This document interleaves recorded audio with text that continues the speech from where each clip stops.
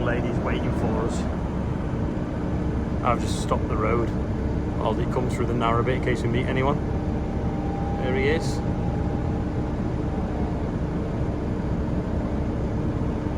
Just fit over the bridge hopefully.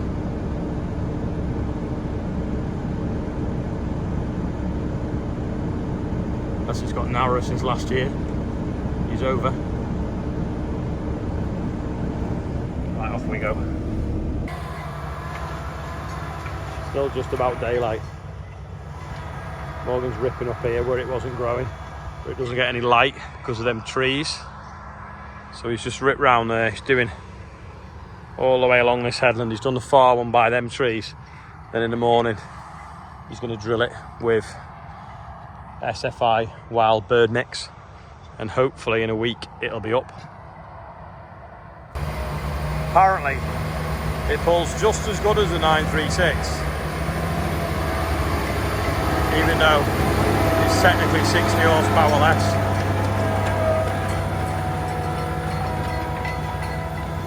Doing a wonderful job that. That inch and a half of rain or whatever it was we had on Monday must have softened it just nice. Digging in a bit now on the tramline pass.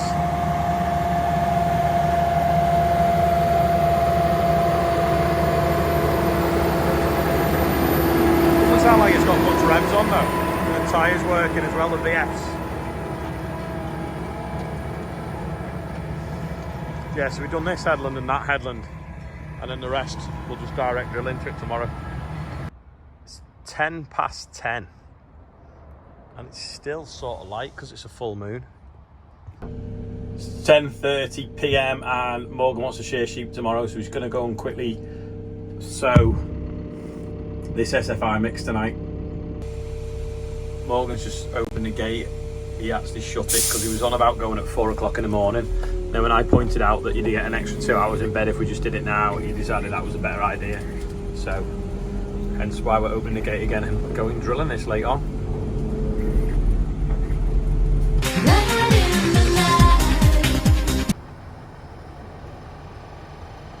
He's just folded out now, ready to start. I reckon it'll take about 45 minutes to drill this. I think last time we drilled this, it was in the dark and Andrew did it. Good job, we've got the UTV upgrade.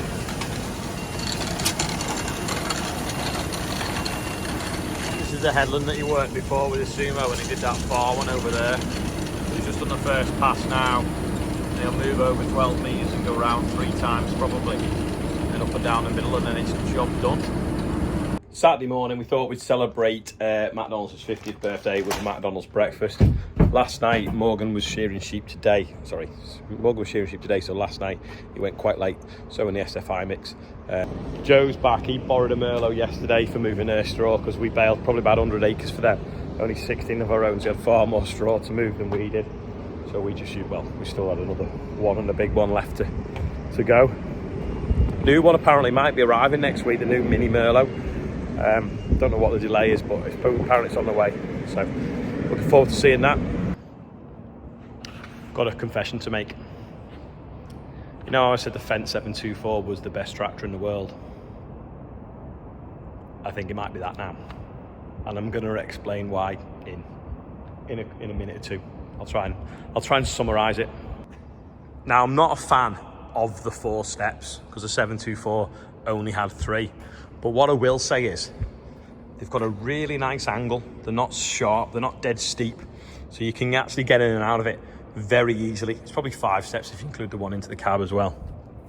But why do I think it's better than the 724? Well, it turns sharper. So because the 724 was always manoeuvrable, this is even better. It's got an extra 60 horsepower. So that's, it's more than 20%, probably 25% more horsepower. So it means it sets off really quick.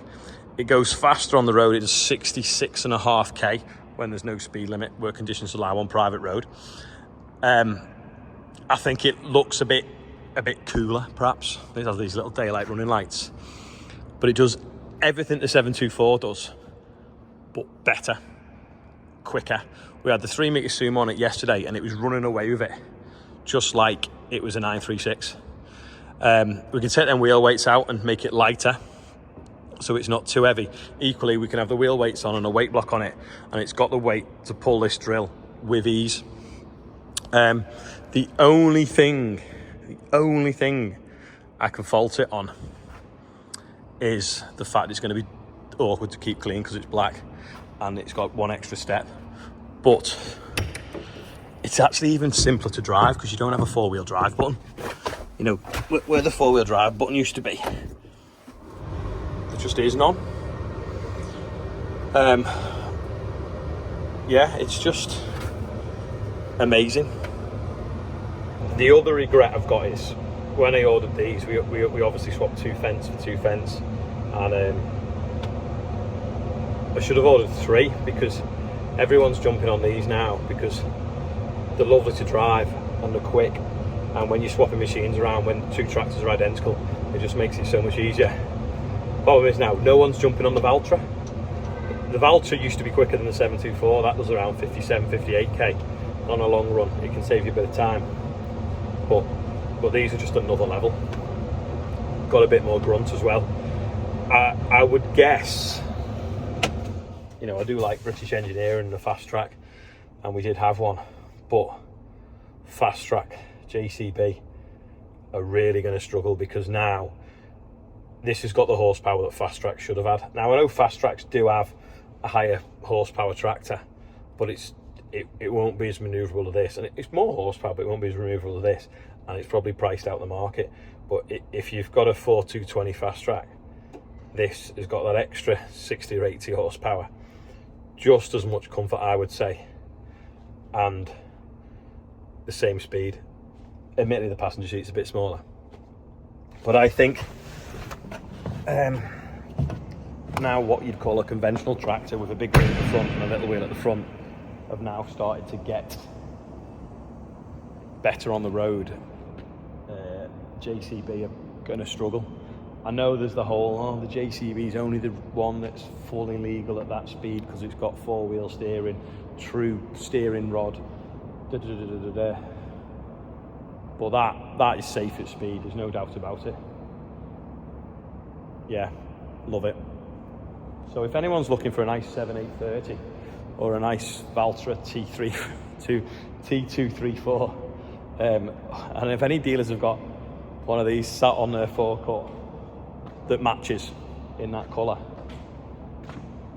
give me a shout. But I didn't think they could beat a 724. I didn't think it could get any better. But after 30 hours, it's been wet this week, so we've only done 30 hours, and I haven't done many of them. That is another level. Loads of people have asked as well, why is this one on Alliance tyres and the other one a different make? That is a VF. It's a very expensive option. It's on the drilling tractor. It's got central tyre inflation. We can run 40% less pressure with 40% more load on a VF tyre. VF stands for very high flexation, dead simple. But that's what it is. So it's I don't know, what is it? It's actually called an AgriFlex 372. But yeah, this one's got it on. We can run it really low, change it from the cab as well. But equally, when you're swapping between fields, there is a bit of a time delay from blowing the tyres up to letting them back down again. Whereas that, you don't have to worry about it. You can just set off and it will capably do the speed of the tractor's capable of on them tyres at low pressure without overheating or damaging the sidewalls and cracking up and bubbling or whatever. It's, yeah, hellish tyres. Yesterday, Morgan and Oscar emptied a bit of barley out the bottom of the dryer. Don't know what that pile is, because the rest of it is on this seed sock ready to go in the other pile.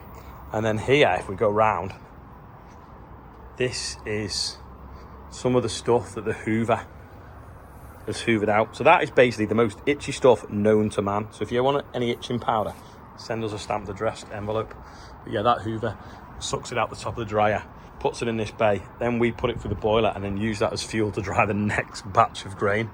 So if we go through here, there's a bit of a leaf blower out.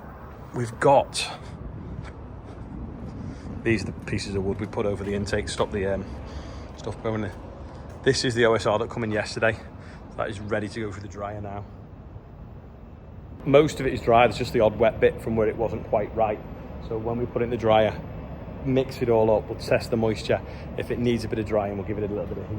If not, we'll just cool it because it was really hot yesterday. So we'll blow it with some cold air overnight or tomorrow when the temperatures drop, and then that'll go into the back of the store. In this shed here is probably, it should be, the most beautiful barley straw we've baled for a while. Although Richard did say last year the stuff we baled off the shore was gorgeous stuff. But this got that much TLC because it got rained on and we had to, I think I rolled it over onto dry ground, then we shook it out, then we rolled it over and shook it out again, and then rode it up and baled it all in one pass. And at the heat of the day yesterday, I think it was 6 or 7 o'clock, so we'd had all day on it because we'd first done it in the morning, and it's gorgeous straw. Loads of people are like, have you got any straw, have you got any straw for sale? The people that always have our straw every year, we're sorting out as a priority, so they'll be taking the first bit. I have got a more winter barley to go and spring barley, but that was all we got off the first field of winter barley. 16 acres, one load, not a lot of straw, wasn't a lot of grain either. In fact, there's just some of the grain here that come through the dryer. Yeah, still lots to go at. Gonna rain this afternoon, it hasn't started yet. I finished my OSR, Bill's OSR is not ready. My other winter barley is not ready because it's patched up with spring stuff. So kind of like got this weather, wasn't worth cutting any grass because it said it was going to rain, and we're kind of an easy day if I'm honest. Oscar and John have just been finishing off that other shed and spraying it down. That's pretty much done. That barley will then actually go round into it because this is the wheat shed. Admittedly this year we'll probably have more barley than wheat, so I have been toying with the idea of storing wheat in that shed, but traditionally we get more wheat in here, so don't know, there's a good chance that the wheat will need drying as well, and it's close to the dryer in this shed. Don't know, just do another shed ready because we've got to put the beans somewhere as well. This has arrived, I don't know, it was yesterday, the day before. This is the plasterboard for going into the new offices, so we'll get that put up hopefully this next week. On one of the wet days, the Spark has got to put some electric wires in first though, so we're kind of waiting for him. He did promise to be in Monday or Tuesday. Knowing an electrician, that'll probably be Monday or Tuesday in November, but I'll give him a ring Monday morning if he's not turned up. While I'm stood by the spray, we'll quickly do the birthday. So Alison Morton was 40 again yesterday. Phil Thomas is 64. Joanne Westwood is 51. Alfred Gould is 17. James Vanstone is 26.